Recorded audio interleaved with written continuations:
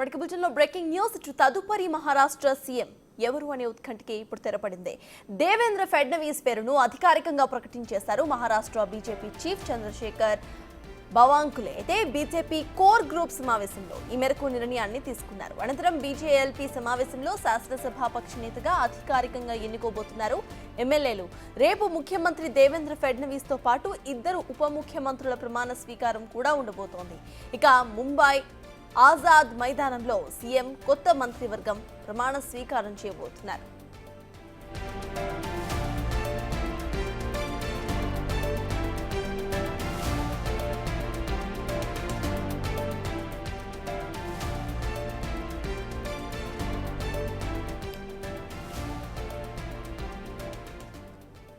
తదుపరి మహారాష్ట్ర సీఎం ఎవరు అనే ఉత్కంఠకు తెరపడింది. ఫైనలీ దేవేంద్ర ఫడ్నవీస్ పేరును అధికారికంగా ప్రకటించేసింది కూటమి ప్రభుత్వం. అయితే బీజేపీ చీఫ్ చంద్రశేఖర్ బవాంకులే ఈ ప్రకటనను అధికారికంగా ప్రకటించారు. బీజేపీ కోర్ గ్రూప్ సమావేశంలో ఈ మేరకు నిర్ణయాన్ని తీసుకున్నారు. అనంతరం బీజేఎల్పీ సమావేశంలో శాసనసభాపక్ష నేతగా అధికారికంగా ఎన్నుకోబోతున్నారు ఎమ్మెల్యేలు.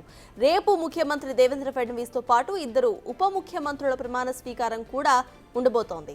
అయితే ముంబై ఆజాద్ మైదానంలో సీఎం మరియు కొత్త మంత్రివర్గ ప్రమాణ స్వీకారం ఉంటుంది.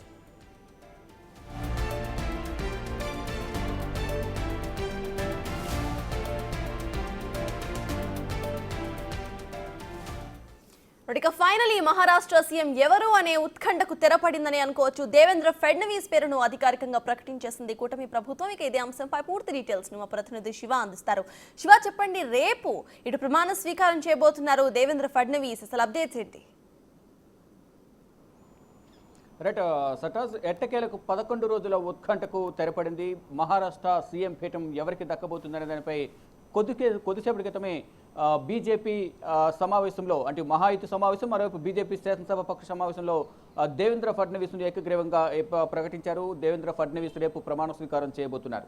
23వ తేదీన మహారాష్ట్ర ఎన్నికల ఫలితాలు వచ్చాయి. దీనిలో మహాయుతి కూటమి భారీ విజయం సాధించింది. దాని తర్వాత ఎవరు ముఖ్యమంత్రి అవుతారంటూ కూడా పలు ఊహాగానాలు వ్యక్తమయ్యాయి. తర్వాత అమిత్ షా నివాసంలో జరిగిన సమావేశంలో ఇటు దేవేంద్ర ఫడ్నవీస్ అంటే బీజేపీకే సీఎం పీఠం ఇవ్వడం పట్ల తమకు ఎటువంటి అభ్యంతరం లేదంటూ కూడా ఏక్నాథ్ షిండే, అజిత్ పవార్ తెలియజేశారు. దాని తర్వాత పరిణామాల నేపథ్యంలో ఇటు అమిత్ షా నివాసంలో సమావేశం జరిగిన తర్వాత మహాయుతి కూటమి సమావేశం జరగాల్సి ఉంది. కానీ ఏక్నాథ్ షిండే తన వ్యక్తిగత కారణాల వల్ల సొంతూరు వెళ్లి రావడం, ఆదివారం కూడా సమావేశం జరగకపోవడం, మళ్ళీ తదుపరి రోజు సమావేశం జరగకపోవడం, అనారోగ్య సమస్యల వల్ల సమావేశానికి హాజరు కాలేకపోతున్నట్టు కూడా ఏక్నాథ్ షిండే చెప్పడం, తర్వాత మళ్ళీ మహాయుతి కూటమి సమావేశం జరిగింది ఈరోజు.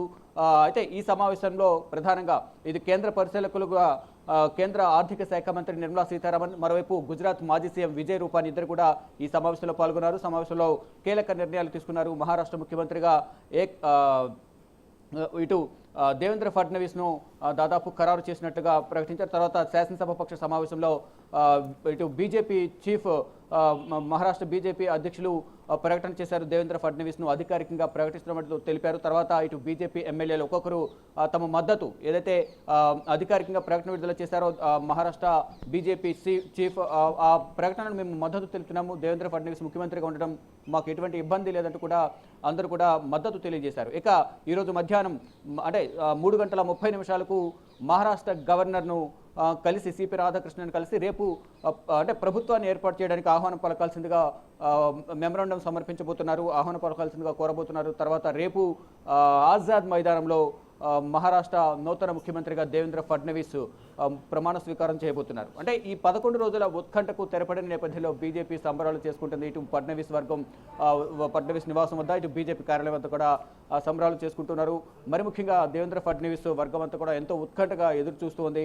అంటే మహారాష్ట్రలో సింగిల్ లార్జెస్ట్ పార్టీగా 149 స్థానాలు పోటీ చేసిన బీజేపీ 132 స్థానాలు విజయం సాధించింది. కాబట్టి మొదటి నుంచి కూడా బీజేపీకి మహా ముఖ్యమంత్రి పీఠం దక్కబోతుంది. అందులో దేవేంద్ర ఫడ్నవీస్కే మరోసారి ముఖ్యమంత్రి అవకాశం రాబోతుంది అనేది కూడా అందరూ ఎంతో సంతోషం వ్యక్తం చేస్తారు. కానీ దాని తర్వాత జరిగిన పరిణామాల నేపథ్యంలో ఇటు షిండే వర్గం షిండేకి మరొకసారి ముఖ్యమంత్రి పదవి ఇవ్వాలని కోరిన నేపథ్యంలో కొంత తాత్సారం జరిగింది. తర్వాత అమిత్ షా నివాసంలో జరిగిన సమావేశంలో ఒక కీలక నిర్ణయం తీసుకున్నారు. తుది దశకు అయితే కసరత్తు వచ్చింది. కానీ ఇటు పోర్ట్ఫోలియోలకు సంబంధించి ఏదైతే ఫైనాన్స్, ఆర్థిక శాఖ, హోమ్ అలాగే రెవెన్యూ ఈ 3 కూడా బీజేపీకే ఇవ్వాలి అనేది మొదట నిర్ణయం జరిగింది. కానీ తర్వాత ఇటు ఆర్థిక శాఖ, హోం అనేది తమ వర్గానికి ఇవ్వాలంటూ కూడా ఏక్నాథ్ షిండే వర్గం, ఏక్నాథ్ షిండే ఒక ప్రతిపాదన ఉంచినట్టు తెలుస్తుంది. దానికి సంబంధించి నిర్ణయం తీసుకోలేదు కాబట్టి ఎన్ని రోజులు అనేది తాత్సారం జరిగింది. దానికి అనుగుణంగానే ఇక మహాయుతి కూటమి కూడా సమావేశం కూడా జరగాల్సి ఉంది. కానీ తన అనారోగ్య సమస్యల వల్ల, వ్యక్తిగత కారణాల వల్ల సమావేశానికి హాజరు కాలేకపోతున్నారంటూ కూడా ఏక్నాథ్ షిండే తెలిపారు. మరోవైపు ముఖ్యమంత్రి పదవిపై కూడా కొన్ని కీలక వ్యాఖ్యలు చేశారు. అంటే తనకు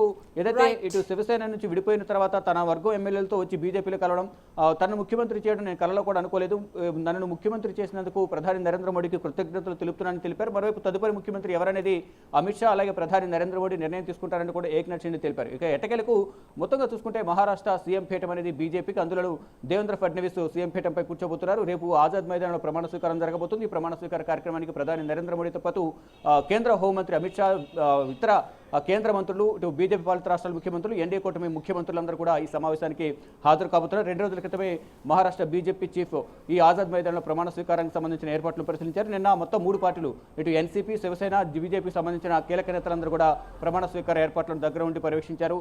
ఇక ఈ రోజు అధికారికంగా దేవేంద్ర ఫడ్నవీస్ను ముఖ్యమంత్రి సీఎంగా ప్రకటించారు. మధ్యాహ్నం 3:30 మహారాష్ట్ర గవర్నర్ను కలిసి నూతన ప్రభుత్వ ఏర్పాటుకు ఆహ్వానం పలకాల్సింది కోరబోతున్నారు. ఇక రేపు మహారాష్ట్ర నూతన సీఎంగా దేవేంద్ర ఫడ్నవీస్ ప్రమాణ స్వీకారం చేయబోతున్నారు. Right, thank you Shiva.